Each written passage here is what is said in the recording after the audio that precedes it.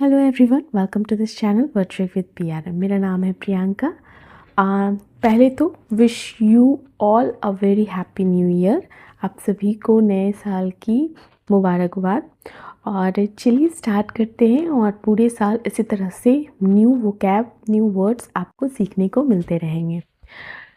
सो चलिए स्टार्ट करते हैं आज का वीडियो। हमारा फर्स्ट वर्ड है आर्केन। आर्केन आर्केन एक एडजेक्टिव वर्ड होता है और आर्केन का अर्थ होता है गूढ़ या रहस्यमय बोलते हैं। मतलब कि ऐसी चीज़ जो आम लोगों की समझ से बाहर हो या केवल कुछ विशेष लोगों को मालूम हो, पता हो। तो नोन और understood by very few people, या मिस्टीरियस हो जो चीज़, या सीक्रेट हो, तो उसे हम गूढ़ ही बोलते हैं या रहस्यमय बोलते हैं। पहले हम इस वर्ड को सेंटेंस में कैसे यूज़ करते हैं वो देखेंगे।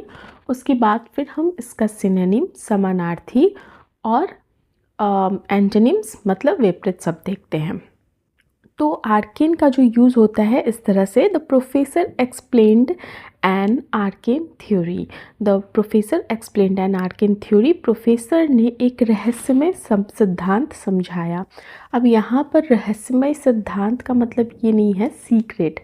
हालांकि यहाँ पे मैंने आपको मीनिंग में बताया है कि सीक्रेट भी होता है, बट यहाँ पर ये भी मीनिंग है कि ऐसी चीज़ जो आम लोगों के समझ से बाहर हो, मतलब कि थोड़ी सी डिफ़िकल्ट हो, थोड़ी सी सीक्रेट भी हो, मिस्टीरियस भी हो, जो सब लोग समझ ना पाए, मतलब सब लोगों को समझ में ना आए, ऐसा कुछ भी, तो उसे हम आर्केन कहते हैं। तो यहाँ पे जो सेंटेंस यूज़ हो रहा है उसका भी अर्थ यही है कि प्रोफेसर ने एक रहस्यमय गूढ़ सिद्धांत, प्रिंसिपल समझाया।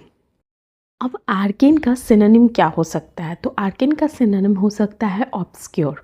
ऑब्सक्योर बोलते हैं मतलब अस्पष्ट होता है, साफ न समझ आने वाला, तो उसे हम ऑब्सक्योर बोलेंगे।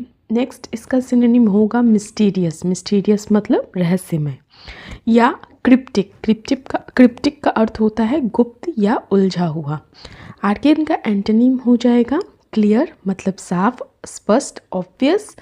ऑब्वियस का भी स्पष्ट अर्थ होता है या जो सबको समझ आए, सबको दिखाई देने वाला, तो उसे हम ऑब्वियस बोलते हैं। तो ऑब्सक्योर, मिस्टीरियस, क्रिप्टिक ये हो गया आपका आर्केन का synonym, and clear and obvious हो गया आर्केन का एंटोनिम्स। फाइन। सो आर्केन का अर्थ है रहस्यमय। हमारा अगला वर्ड है इवेसिव। इवेसिव एक एडजेक्टिव होता है और इसका अर्थ होता है टाल मटोल करने वाला, जो चीज़ों को टालता हो, ठीक है, टाल मटोल करता हो। तो जो सीधे जवाब देने से बचता है और बात को घुमा फिरा कर कहता है, तो इस चीज़ को हम क्या बोलते हैं? ऐसी चीज़ को इवेसिव करना, ठीक है, टाल मटोल करने वाला को हम इवेसिव बोलेंगे। तो ये एडजेक्टिव है। और अवॉइडिंग अ डायरेक्ट आंसर, ऐसे लोग जो होते हैं ना जनरली क्या करते हैं, डायरेक्ट बात करने को अवॉइड करते हैं या डायरेक्ट एक्शन लेने को अवॉइड करते हैं, ठीक है, ये जनरली अस्पष्ट होते हैं, ठीक। तो जो सीधे जवाब ना दे और बातों को घुमा फिरा कर बात करें, सामने रखें। इवेसिव को यूज़ करेंगे हम ऐसे, the politician gave an evasive answer to the question. नेता ने सवाल का जो जवाब दिया वो कैसे दिया? इनडायरेक्ट वे में, टाल मटोल वाला जवाब दिया, ठीक है। अब इवेसिव का सिनोनिम हो जाएगा डॉजिंग। डॉजिंग का अर्थ होता है सवाल या बात से बचने वाली चीज़ें, ठीक है। तो जब आप सवाल से या बात से बचने वाली चीज़ें करते हो या कुछ वैसा बात बोलते हो तो उसे हम डॉजिंग बोलते हैं। इल्यूसिव का अर्थ होता है पकड़ में ना आने वाला या बच निकलने वाला, तो उसे हम इल्यूसिव बोलते हैं। इनडायरेक्ट तो पता ही है, इनडायरेक्ट का अर्थ होता है सीधे तौर पर ना कहना, किसी चीज़ को इनडायरेक्टली कहना, इनडायरेक्ट वे में। तो डॉजिंग, एल्यूसिव, इनडायरेक्ट क्या हो गया? इवेसिव का सिनोनिम हो गया। अब इवेसिव का एंटोनिम क्या होगा? डायरेक्ट। डायरेक्ट का अर्थ क्या होता है? सीधे, सीधा, ठीक है, साफ बोलने वाला, या स्ट्रेट फॉरवर्ड, जो बिना घुमाव के बात बोले। नेक्स्ट वर्ड है हमारा अब्रिज। अब्रिज का अर्थ क्या होता है? संक्षेप करना, किसी चीज़ को संक्षेप में, मतलब शॉर्ट में प्रस्तुत करना, विदाउट मीनिंग को डिस्टर्ब किए हुए।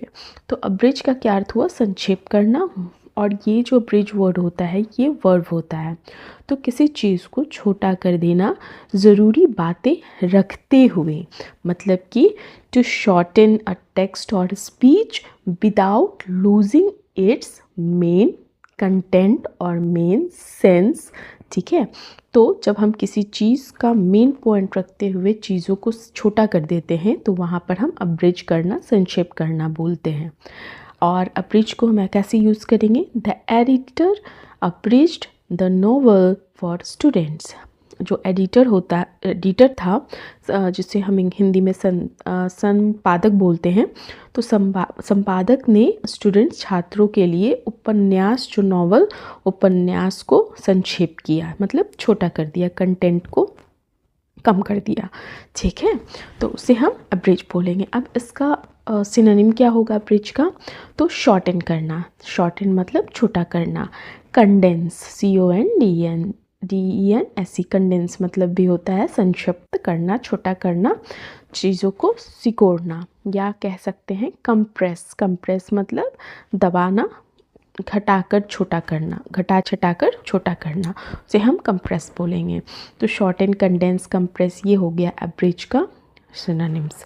और एंटोनिम क्या हो गया? एक्सपेंड मतलब विस्तार करना, या एलोबरेट। एलोबरेट का अर्थ क्या होता है? विस्तार से किसी चीज़ को समझाना, तो उसे हम एलोबरेट कहते हैं। तो एक्सपेंड, एलोबरेट, ये सारा हो गया एब्रिज का antonym.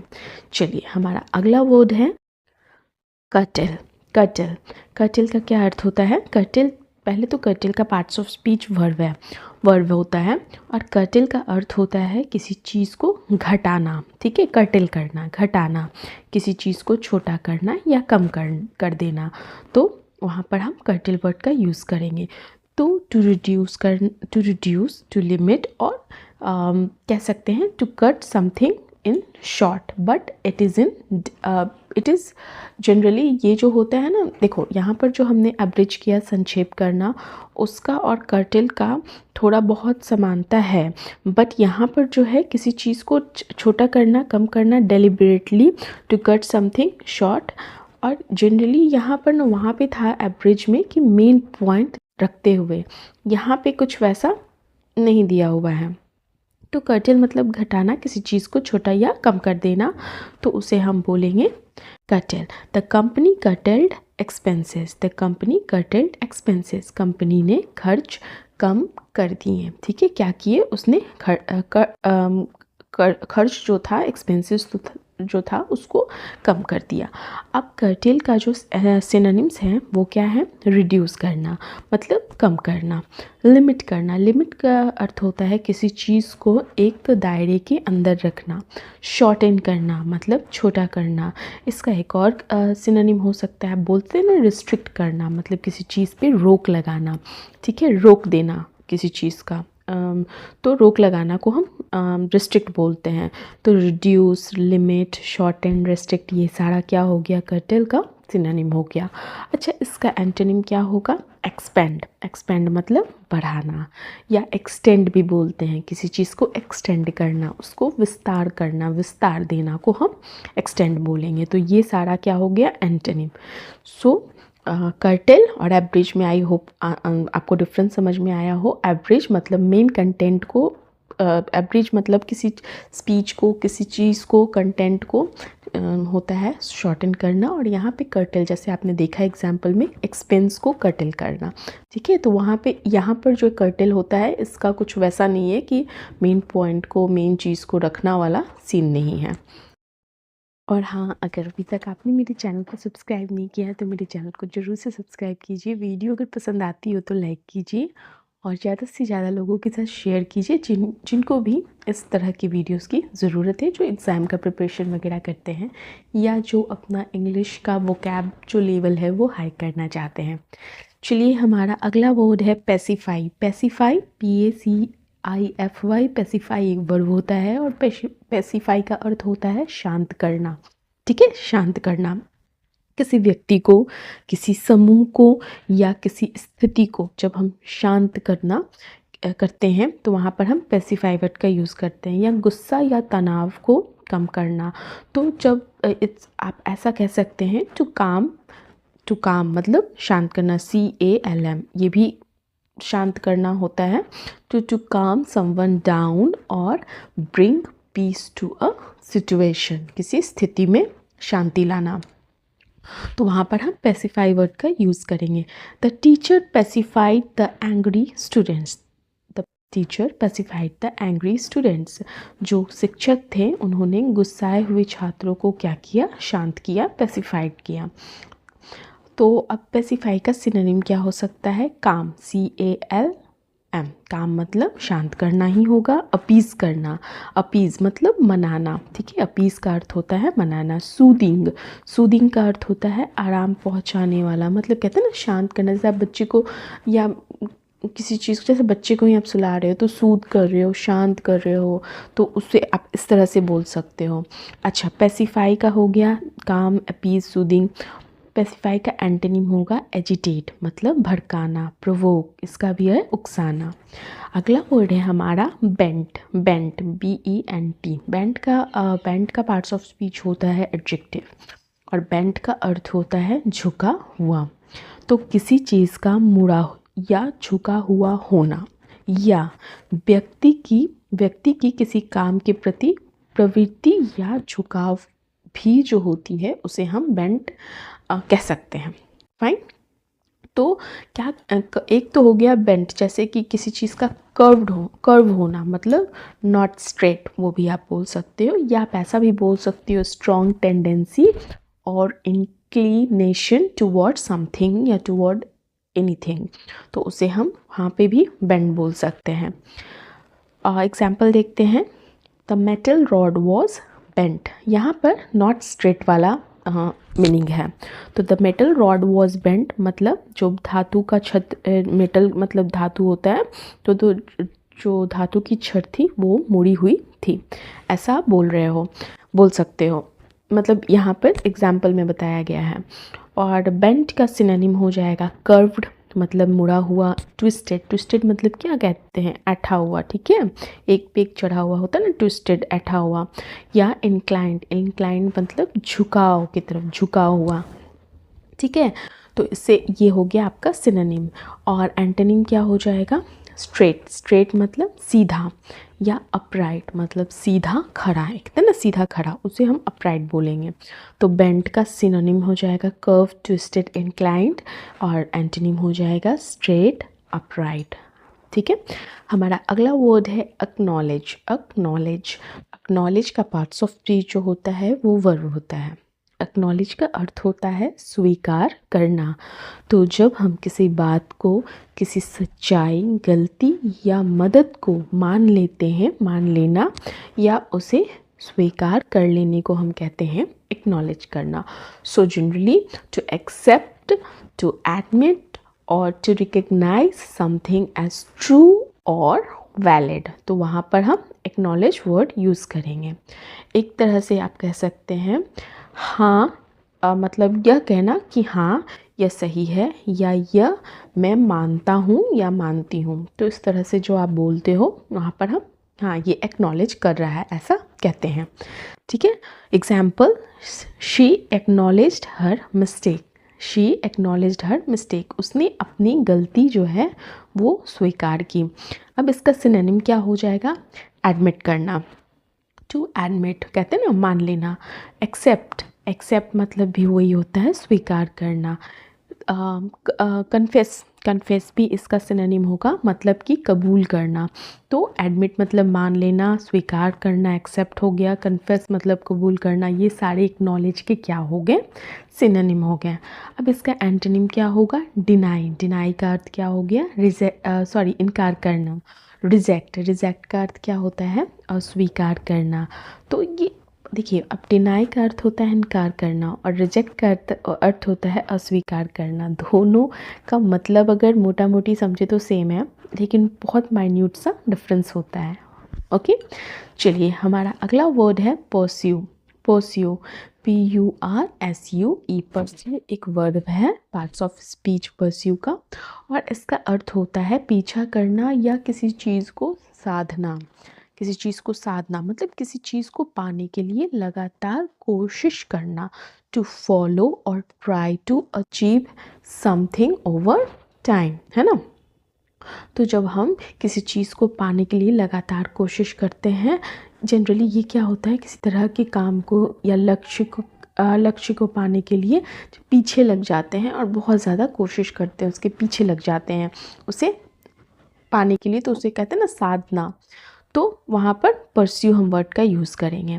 She decided to pursue her dreams, उसने अपने सपनों को पूरा करने का निश्चय किया, या अपने सपनों का पीछा करने का निश्चय किया, नॉट पूरा, इट्स अपने सपनों का पीछा करने का निश्चय किया, ठीक है।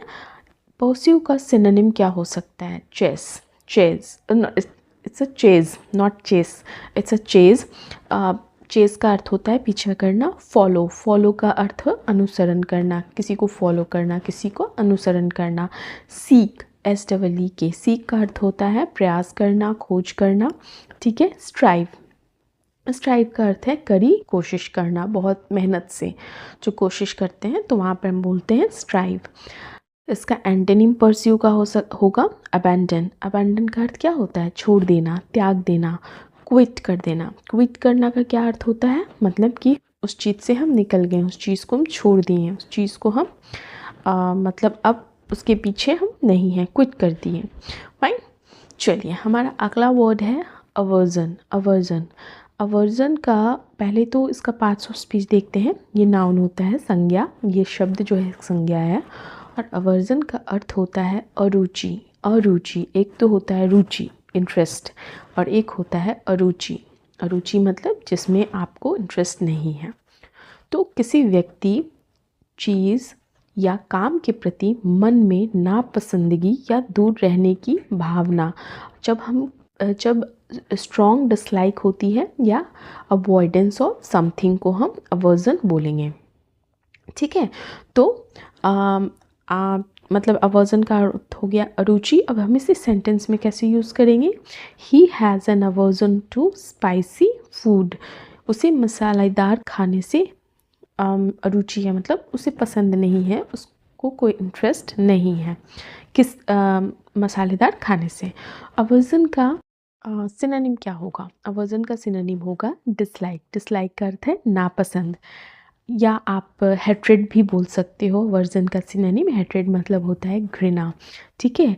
या एंटीपैथी का अर्थ होता है विरोध भाव, मतलब जो एक भाव होता है, एक तो जैसे विरोध मतलब क्या होता है? अपोजिट, उस चीज़ को अपने अंदर, मतलब अब आप नहीं मान रहे हो उस चीज़ को, ठीक है। या डिसटेस्ट का अर्थ हुआ अरुचि, इसका भी अर्थ हुआ नॉट इंटरेस्ट, टेस्ट नहीं, इसमें टेस्ट नहीं है, मतलब taste in the sense not tongue का टेस्ट, ये भी टेस्ट जैसा ना कि मुझे ये टेस्ट, इसमें टेस्ट नहीं है। तो डिसलाइक, हेट्रेड, एंटीपैथी, डिसटेस्ट, ये सारा हो गया वर्जन का सिनोनिम। अब इसका एंटोनिम क्या हो गया? फॉन्डनेस मतलब क्या होता है? लगाव, या लाइकिंग मतलब पसंद। तो ये हो गया एंटोनिम किसका? अवर्जन का। फाइन, चलिए हमारा अगला वर्ड है डिलेटेंट, DILETTANTE, डिलेटेंट। इसका स्पेलिंग इम्पॉर्टेंट इसलिए है क्योंकि जहाँ पर वोकैबुलरी पार्ट में स्पेलिंग टेस्ट होता है, वहाँ पर ये स्पेलिंग पूछा जा सकता है, थोड़ा सा कंफ्यूजिंग है। डिलेटेंट, अच्छा, डिलेटेंट का पार्ट्स ऑफ स्पीच जो होता है वो नाउन है, और डिलेटेंट का अर्थ होता है शौकिया मतलब कि आप कहते हैं ना ये मेरा शौकिया काम है, तो उस तरह का। तो जो किसी काम को गंभीरता से जनरली नहीं लेता है, मज़े के लिए करता है, सिर्फ शौक में करता है, तो ऐसा व्यक्ति जो किसी काम को, किसी विषय को या किसी आर्ट को, कला को गहराई से नहीं करके बल्कि केवल सिर्फ शौक या दिखावे के लिए करना पसंद करता हो, तो उसे हम शौकिया काम कहते हैं, मतलब dilettante. He is just a dilettante in music. He is just a dilettante in music, मतलब कि वह संगीत में सिर्फ शौकिया है, उसे इंटरेस्ट है बट सुपरफिशियली इंटरेस्ट है, सीरियस इंटरेस्ट नहीं है। तो डिलेटेंट का मतलब समझ में आ गया होगा, a person who takes interest in something superficially, not in serious way, ठीक है। अब डिलेटेंट का सिनोनिम हो सकता है क्या? एमेच्योर। एमेच्योर का अर्थ होता है शौकीन। डैबलर। डैबलर क्या है? थोड़ा, जो थोड़ा थोड़ा करता हो, मतलब रहता है ना, कभी करता हो कभी नहीं करता हो, मन के according. Non professional. Non professional का अर्थ समझ में, जिसे आप कहते हो ना कि ये प्रोफेशनल। प्रोफेशनल का अर्थ क्या होता है? पेशेवर, और मतलब कि वो एकदम उस चीज़ को बना लिया है प्रोफेशन अपना, रोजी रोटी वाला प्रोफेशन जो होता है वो नहीं। तो नॉन प्रोफेशन क्या हो गया? गैर पेशेवर। तो ये सारा हो गया एमेच्योर, ट्रैवलर, नॉन प्रोफेशनल, ये सारा हो गया इसका सिनोनिम। फाइन, किसका? डिलेटेंट का। और एंटोनिम क्या हो गया? एक्सपर्ट। एक्सपर्ट मतलब विशेषज्ञ। तो विशेषज्ञ जो हो गया, एक्सपर्ट जो हो गया, ये एंटोनिम हो गया। प्रोफेशनल, ये भी एंटोनिम हो गया किसका? डिलेटेंट का। फाइन, चलिए हमारा अगला वर्ड है इमेरिटस। Emeritus, EMERITUS। इमेरिटस एक एडजेक्टिव है और इसका हिंदी अर्थ होता है सेवानिवृत्त। सेवानिवृत्त, जो व्यक्ति पद से रिटायर हो चुका हो लेकिन सम्मान और उपाधि अभी भी रखता हो। तो retired from a position but retaining the title as an honour. ठीक है, टाइटल को एज एन ऑनर रखता हो अभी भी, तो वहाँ पर हम इमेरिटस वर्ड का यूज़ करते हैं। He is a professor emeritus at the university. वो विश्वविद्यालय में प्रोफेसर इमेरिटस है, मतलब कि वो रिटायर हो चुके हैं लेकिन अभी भी वो टाइटल जो है एज अ प्रोफेसर का वो रखते हैं। ठीक है, एज अ ऑनर। तो इमेरिटस का जो सिनोनिम है वो क्या हो जाएगा? रिटायर्ड। रिटायर्ड मतलब सेवानिवृत्त। ऑनर्ड। ऑनर्ड का अर्थ होता है सम्मानित, या आप कहते हैं ना वेटरन। वेटरन का अर्थ होता है जो बहुत ज़्यादा एक्सपीरियंस होल्डर हो, बहुत ज़्यादा अनुभवी हो अपने फील्ड में, अपने प्रोफेशन में। नेक्स्ट है एंटोनिम। एंटोनिम इसका हो जाएगा एक्टिव। एक्टिव मतलब अभी भी कार्यरत हो। यहाँ पे एक्टिव का अर्थ ये नहीं होगा, एक्टिव का अर्थ ये नहीं जो नॉर्मल है। एक्टिव मतलब कि अभी भी वो काम कर रहा हो, रिटायर्ड नहीं हुआ हो। तो मतलब वो जहाँ पे एज अ प्रोफेसर, जैसे इस एग्जांपल में देखिए वो अभी भी यूनिवर्सिटी में काम कर रहा है, तो वहाँ पर हम एक्टिव यूज़ करेंगे। लेकिन यहाँ पर क्या है? एमेरिटस। एमेरिटस का अर्थ हो गया सेवा, मतलब कि वो रिटायर हो चुके हैं, छोड़ चुके हैं। तो एक्टिव मतलब अभी भी कार्यरत हैं। सर्विंग। सर्विंग मतलब पद पर वो सर्व कर रहे हैं, पोस्ट पे हैं और भी सर्व कर रहे हैं। चलिए हमारा अगला वर्ड है बोहेमियन। बोहेमियन। बोहेमियन एक एडजेक्टिव वर्ड है। बोहेमियन का अर्थ होता है संरचित या मुक्त जीवन शैली वाला। अच्छा, मुक्त जीवन शैली वाला मतलब क्या होता है? जो खुले, आज़ाद और अपने ढंग से जीवन जीता हो, जैसे सोसाइटी का प्रेशर अपने ऊपर ना लेता हो। A person with an unconventional free spirited life style जिसका हो। ऑफन एसोसिएटेड, ये जनरली कौन से लोग होते हैं? जो आर्टिस्ट लोग होते हैं ना, वो इस तरह के लाइफ को ज़्यादा प्रेफर करते हैं। किस तरह की? बोहेमियन लाइफ को। ठीक है, अपने मस्त ज़िंदगी अपना जीते हैं, फ्री स्पिरिटेड होते हैं। ठीक है, तो she leads a bohemian life as an artist. वह एक कलाकार के रूप में बोहेमियन जीवन जीती है, मुक्त जीवन शैली अपने तरीके से, अपने ढंग से। अब बोहेमियन का क्या सिनोनिम हो जाएगा? Free spirited. फ्री स्पिरिटेड मतलब आज़ाद ख्याल। अनकन्वेंशनल। अनकन्वेंशनल का अर्थ होता है परंपराओं से हटकर, सोसाइटी से थोड़ा हटकर। जो होता है ना, एक सोसाइटी ये कहता है तो ज़रूरी नहीं है कि वो कर रहा है। बोहेमियन लोग जो होते हैं ऐसा जल्दी नहीं होता है, जो इस तरह की लाइफस्टाइल जीते हैं। ठीक है, नेक्स्ट है आर्टिस्टिक। आर्टिस्टिक मतलब रचनात्मक। नेक्स्ट है कन्वेंशनल। कन्वेंशनल ये एंटोनिम हो गया किसका? बोहेमियन का। कन्वेंशनल का मतलब होता है परंपरा के अकॉर्डिंग जीना। कन्फॉर्मिस्ट। कन्फॉर्मिस्ट का अर्थ होता है नियमों के अनुसार चलने वाला व्यक्ति। कन्फॉर्मिस्ट है मतलब कि वो परंपरा को मान रहा हो, नियम रूल रेगुलेशन को फॉलो कर रहा हो, सोसाइटी को भी ध्यान में रखता हो। फ्री स्पिरिटेड नहीं मतलब थोड़ा प्रेशर में रहकर जीता हो। ठीक है, तो ये हमारा आज का लास्ट वर्ड था।